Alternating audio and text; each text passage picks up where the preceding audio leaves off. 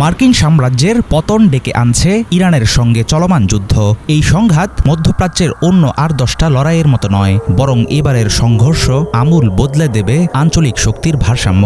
গত 2 দশকেরও বেশি সময় ধরে ইরানকে কেন্দ্র করে যুদ্ধের পায়তারা করে আসছিলেন ইসরায়েলের প্রধানমন্ত্রী বেনিয়ামিন নেতানিয়াহু। অনেক বিশ্লেষকের মতে ট্রাম্পের কাঁধে বন্দুক রেখে নিজের ফায়দা হাসিল করছেন তিনি। প্রতি মুহূর্তে বাড়ছে যুদ্ধের উত্তাপ, শক্তিশালী যুদ্ধজাহাজ মোতায়েন, দামি ক্ষেপণাস্ত্র ব্যবহার ও সামরিক ঘাঁটি রক্ষায় প্রতিদিনই বিপুল অর্থ ব্যয় করছে ওয়াশিংটন। এমন ব্যয়বহুল যুদ্ধ লম্বা সময় চললে পতন ঘটাতে পারে পরাশক্তির। তাহলে কি সেরকম পরিণতির দিকেই যাবে আমেরিকা?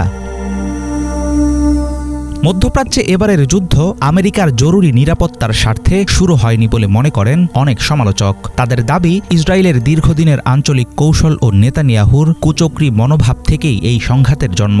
বহু বছর ধরে ইসরায়েলি রাজনীতিতে নতুন মধ্যপ্রাচ্য গড়ার ষড়যন্ত্র আলোচিত হয়ে আসছে। তাদের পরিকল্পনা হল জায়নবাদের শ্রেষ্ঠত্ব প্রতিষ্ঠার জন্য ভূরাজনৈতিক অবস্থান, স্থানীয় সীমান্ত, শক্তির ভারসাম্য এবং আঞ্চলিক প্রভাব নতুন করে সাজানো। ওয়াশিংটনের বক্তব্য অবশ্য ভিন্ন।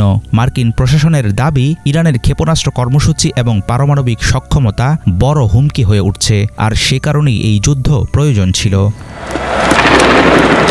2003 সালে ইরাক আক্রমণের আগেও নিরাপত্তার যুক্তি দিয়েছিল তৎকালীন মার্কিন প্রশাসন। তখন বলা হয় সাদ্দাম হোসেনের কাছে গণবিধ্বংসী অস্ত্র আছে। পরে দেখা যায় সেই দাবি পুরোপুরি মিথ্যা।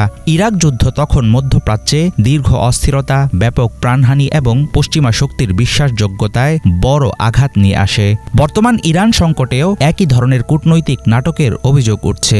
ওমান ও জেনেভার আলোচনায় ইউরেনিয়াম সমৃদ্ধকরণ কমানো এবং আন্তর্জাতিক তদারকি মেনে নেওয়ার ইঙ্গিত দিয়েছিল তেহরান, কিন্তু কূটনৈতিক পদক্ষেপের তোয়াক্কা করা হয়নি। শেষ পর্যন্ত ইসরায়েলকে অনুসরণ করে ইরানে হামলা শুরু করে আমেরিকা।